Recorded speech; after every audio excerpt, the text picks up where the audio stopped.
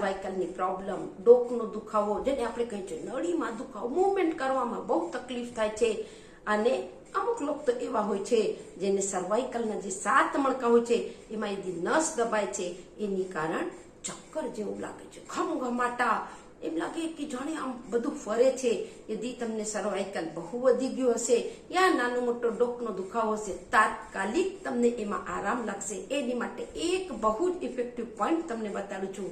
હું Kalpana Rathod, acupressure acupuncture therapist, diploma in alternative medicine.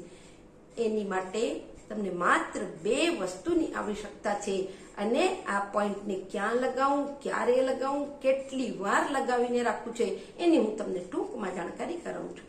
સૌથી પહેલા પોઈન્ટને 6 થી 8 કલાક માટે લગાવીને રાખવું છે. રાત્રે લગાવો, સવારે તમે કાઢી લેજો, ધી બેસ્ટ એ છે. બીજું કે તમને કઈ 2 વસ્તુની આવશ્યકતા છે, તો નંબર 1 સર્જિકલ પેપર ટેપ. આવી કાગળની ટેપ આવી છે, કોઈ પણ મેડિકલ દુકાનમાં મળી જશે. અને બીજી વસ્તુ કે તમને સૂખા મેથીના દાણા લઈ લેવા છે.